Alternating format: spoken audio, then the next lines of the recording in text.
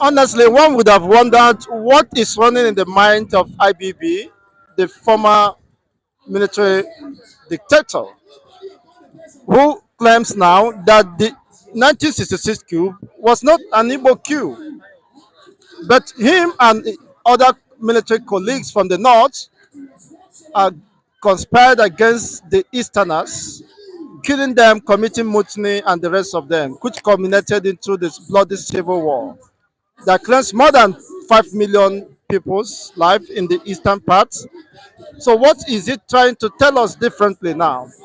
That he is not in the know before they carried out such genocide against the eastern people. Well, this matter it will continue to be popping up almost every time in this world as long as this life is still exists, this generation still exists. Recently, I listened to one Yoruba elder man talking of this man from Ora Igbo Yemi Farombi, where he was confirming it that it was not an Igbo coup. But me, that I stand here as a young Yoruba man, I was not born in that place in that time.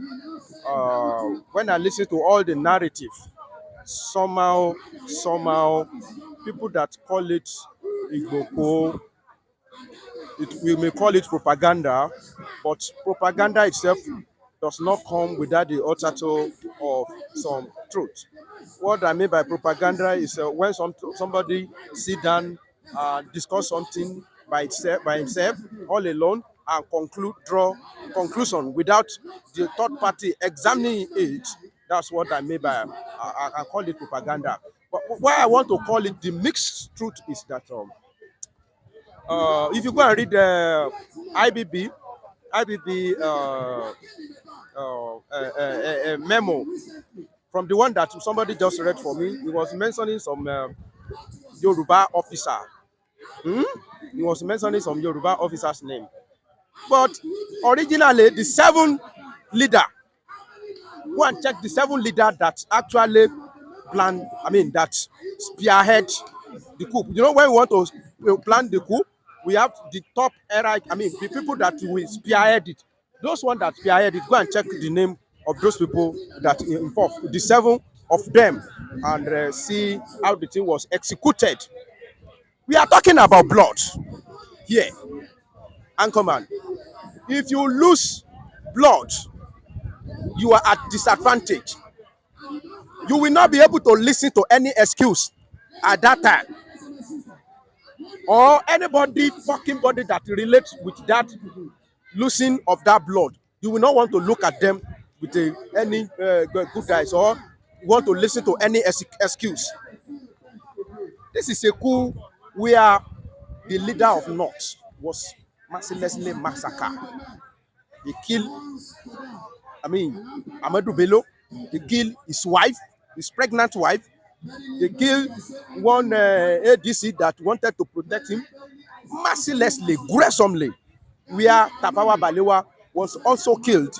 Come to Southwest here, we lose Chief SM, Akintola. Now, it is Yoruba fighting. Who told you Yoruba don't want Akintola? Of course, Akintola, some people saw him as a rebel, but he's also part of Yoruba. He's also part of Yoruba clan. He's also part of the people, somebody that we still need in Yoruba. He was made Ariana Kakanfo of Yoruba land. In his own community, he was a strong man there at Ogbomoso. In fact, a particular university named after him, Ladoke Akintola University, to tell you that he may have issue with Awolowo, but still our son, that one was killed like a rago in his own house. And we are talking about a particular place that has no casualty. He has no prominent casualty. Apart from Sultan of Sokoto and Tafawa Balewa, there are some other high rank northern soldier that they kill. Joy.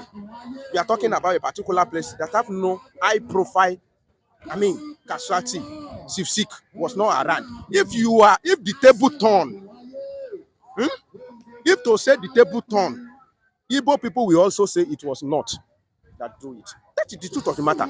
Because you will be wonder, how could Sifsik travel along that time?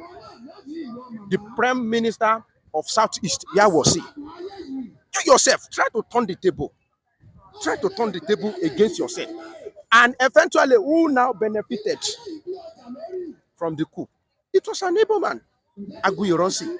Now, after the coup, what happened to the coup plotter that were arrested? Your own position is that it is not totally out of place to say that it's an Igbo coup. It's not totally out of place. That Because this, Babangida might be wrong saying that it's not an Igbo coup. you know, from the beginning of my word, I said, when you place 9 like this, it will be 9. People that will see it from the other side, what will it become? That will be 6. This is W. I place W here. From that place is W. From here it is M. That is life. The way people that lose that time, the way they will see it, that is the way they will see it. We are talking about Sultan of Sokoto. Sultan of Sokoto was demigod of North that time. He was controlling the whole North. He was grandson of Uthman Dan Fodio, which is a demigod to the Northerners. The way they will see it is different from the way other people will see it. That is my point. We are talking of blood. Blood is so precious that you cannot play with it. Now, having said that, now let's go back to the Fulanis. After you are okay, you name it Iboku, fine. You make Kantaku, kill Aguiyi, kill so many people, took over. You didn't stop there. You still went to the north, kill thousands of Igbo people. Is it not enough? You kill so many Igbo people at Abeokuta Mutini there. Is it not enough? How many blood are you going to consume? So after these people see that, well, we are no longer needed in this part of the country, let's go and be bear our father's name. You carry out, that was the worst part of it.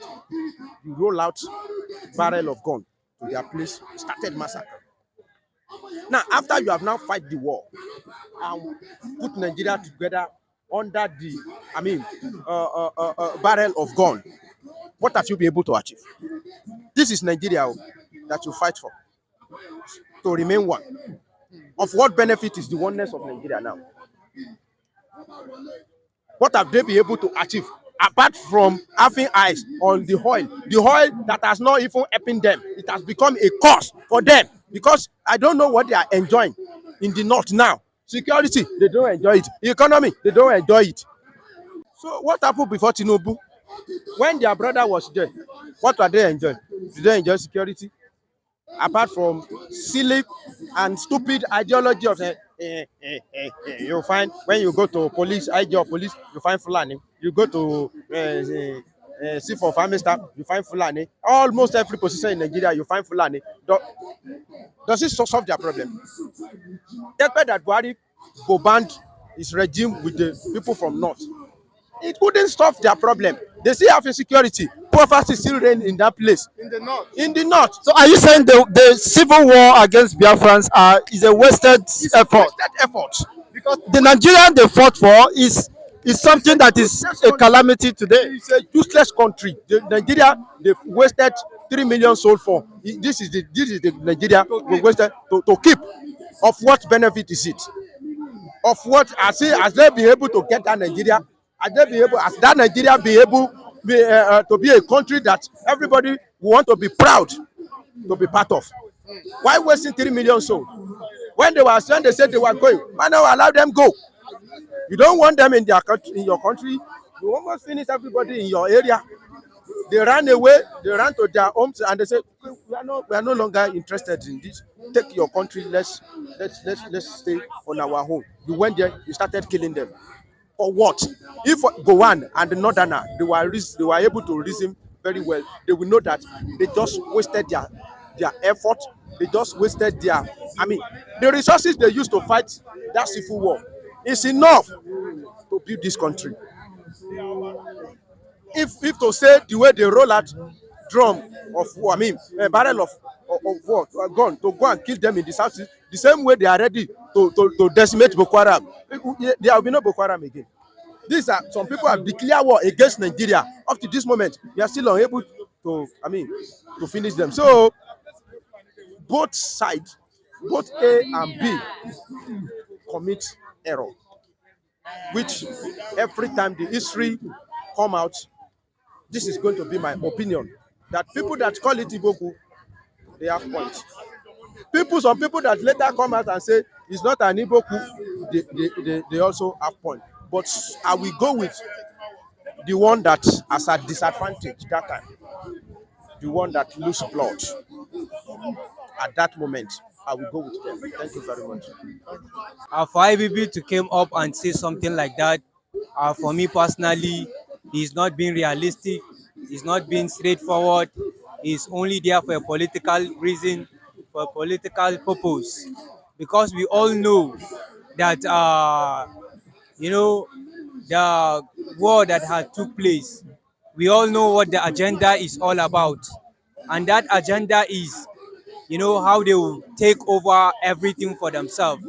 Because for me, I know that IBB, I know for sure, he's not working alone, which he's working with some of his with allies, some of his allies, and their agenda is quite clear. It's quite clear. Whoever will not dance according to their tunes, that person must go down. And that is why they go after those people. And that is why they use Gawang. And for me, it's just lying. Let him say the truth. He's lying. He's a liar. So I think I think it will be good for him to come on straightforward and ask people to forgive him with all those killing that has been taking place, which they have used our father. I will call him a father because we respect him. I told you that this man has no problem. But after the war, which he himself was the master in charge of it, I can assure to you he regrets that war. Gawang, he regrets, because Gawang, I believe they use him because they know that the Middle Belt have population that they can achieve what they want to achieve. So they put him to be the president and they achieve what they achieve. But now today, as I speak to you, Gawang is not a happy person by what is going on in this country.